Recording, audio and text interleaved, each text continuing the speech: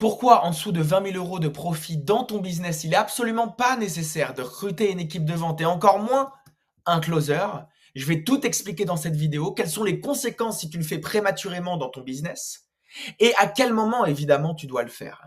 Donc regardons ensemble les premières conséquences si tu recrutes trop tôt un sales dans ton équipe de vente. La première des choses, c'est des mathématiques.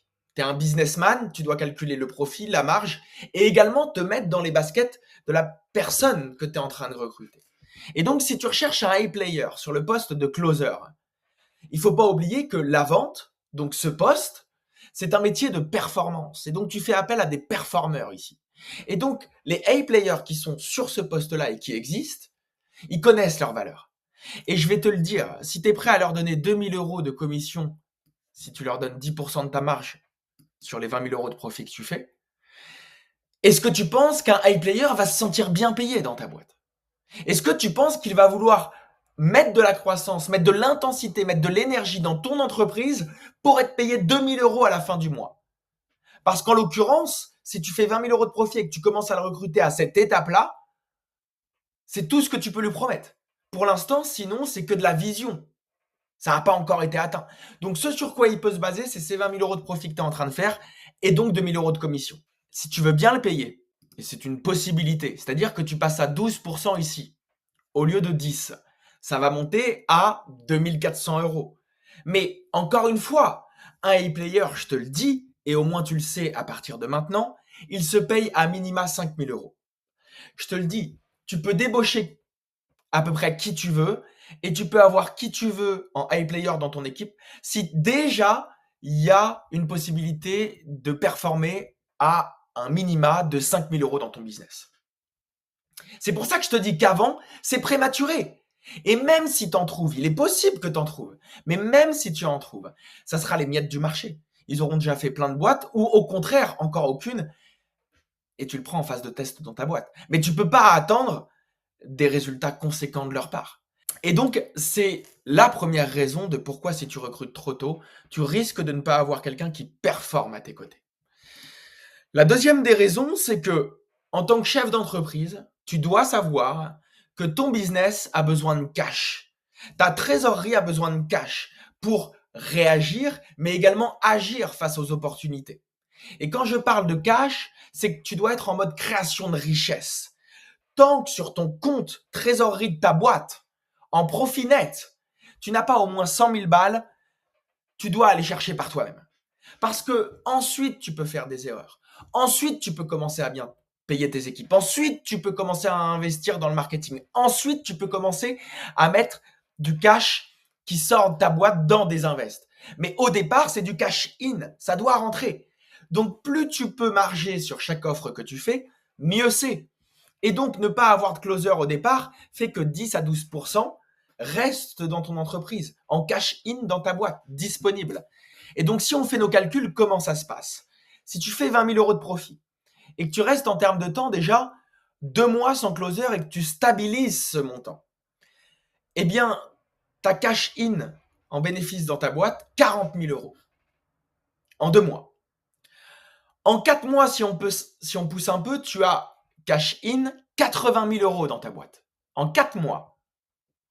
Si on pousse à 6 mois, la moitié d'une année, et que tu restes stable, constant sur tes résultats à 20 000 € de profit, tu passes à 120 000 € de cash in.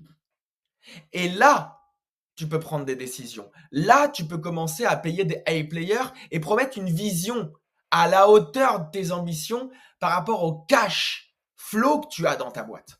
Donc ça, c'est la deuxième raison de attention à ne pas faire l'erreur de recruter trop tôt, ne pas avoir assez de cash disponible et donc ne pas pouvoir, entre guillemets, promettre un salaire et des commissions assez conséquents.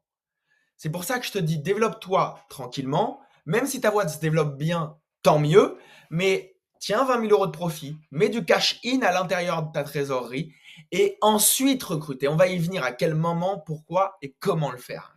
Donc, ton taf aujourd'hui en tant que CEO, en tant que fondeur, c'est d'aller chercher le cash par toi-même, d'aller en call et d'aller rentrer le cash.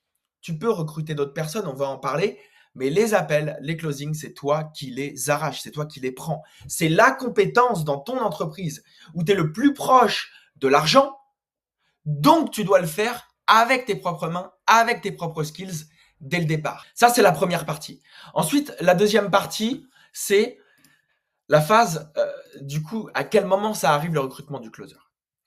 Donc, dans cette phase-là, ce que je te conseille de faire tout de même dans la création de cette richesse, c'est d'avoir tout de même des setters à tes côtés. Des setters qui vont aller sur l'organique, sur les réseaux sociaux, commencer à prospecter pour t'envoyer du rendez-vous. Ça, tu peux commencer à le déléguer. D'accord? Tu peux commencer aussi à déléguer dans un même temps le côté CSM, c'est-à-dire recruter des coachs qui délivrent avec toi. Toi, tu restes à la compétence du closing, tu continues à prendre les appels, tu fais rentrer du cash dans la boîte. Tu peux continuer à délivrer quelques clients ou être en collectif, mais tu peux commencer à recruter des setters, des CSM tout en bâtissant de la richesse. Au moins, ça va te laisser du temps sur penser à ton business, penser aux meilleures stratégies pour faire rentrer du cash et rentrer du cash dans ta boîte. Quand tu auras 100 000, tu pourras penser à plus de choses et déléguer plus de choses.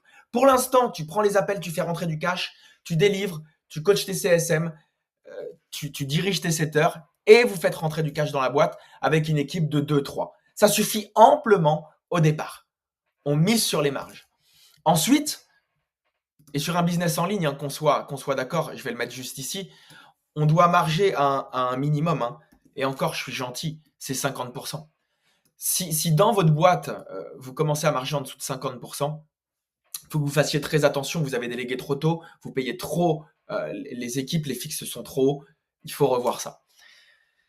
Ensuite, comment ça se passe? Une fois que tu as du coup ces 80 à 100 000 de cash flow dans ta trésor, que tu commences à bien stabiliser les 20, 25 000, 30 000 par mois, tu as du prévisionnel que tu peux voir en avance ce qui peut se passer le mois prochain. Là, tu peux commencer à recruter ton closer. Et comment ça se passe lorsque tu le recrutes? Tu le mets en phase de test parce qu'évidemment, tu es l'opportunité, la place se mérite. Donc, il y a des objectifs à atteindre en phase de test qui durent dans un delta de 7 à 15 jours. Et si les objectifs sont atteints, tu le prends avec toi. Si les objectifs ne sont pas atteints, tu continues ta phase de recrutement. Mais ce que je te conseille en même temps que ça, c'est que toi, en même temps que le closer, tu continues à prendre des appels.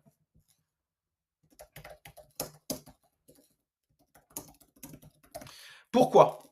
Au moins, tu sécurises parce que toi, tu connais ton taux de conversion, tu connais tes compétences, tu sais ce que tu as créé ces derniers mois, ces dernières semaines dans ton business. Et donc, ça te permet de te sécuriser un prévisionnel en sachant ce qui va rentrer. OK, il y a 6 calls aujourd'hui, on fait 50-50. Je m'en prends 3, tu te en prends 3. Au moins, sur les 3 que tu prends, tu sais que tu vas au moins tirer un close et t'assures une vente tous les jours. Ça permet de ne pas avoir un flop sur le chiffre dès le départ. Parce que, évidemment, si tu délègues tout dès le départ au niveau des appels, tu risques d'avoir une descente au niveau de ton chiffre d'affaires. Tu l'auras sûrement lorsque tu vas commencer à déléguer, c'est OK. Tant mieux si c'est l'inverse. Mais au moins, pour sécuriser une partie, tu continues à prendre les calls. Et petit à petit, tu délègues en prenant de 3 calls, 2 calls, de 2 calls, 1 call. Et ensuite, tu commences à lui déléguer tout. Puis après, tu peux partir plus loin dans la vision, mais ça, c'est encore autre chose, c'est un autre sujet. Donner de la vision en mode head of sales, etc., etc. Mais une chose est sûre, c'est que si tu as un player dans ton équipe, il faut déjà, pouvoir le payer. Donc, avoir la trésorerie pour et le bénéfice profit pour tous les mois dans ton business. Et également lui proposer une certaine vision dans ton business de développement, d'évolution. Et donc, forcément, si toi, tu n'as pas de visu et que tu délègues trop vite, tu ne peux pas proposer une vision claire, nette, précise, qui est atteignable et qui peut être à une croyance élevée dans ta tête et dans sa tête pour que cet objectif devienne une certitude pour vous deux. Donc voilà pourquoi, selon moi, est-ce qu'en dessous de 20 000 euros de profit, il n'est pas nécessaire de recruter un closer? Et pourquoi est-ce que tu dois être la personne qui fait rentrer du cash in dans ton entreprise?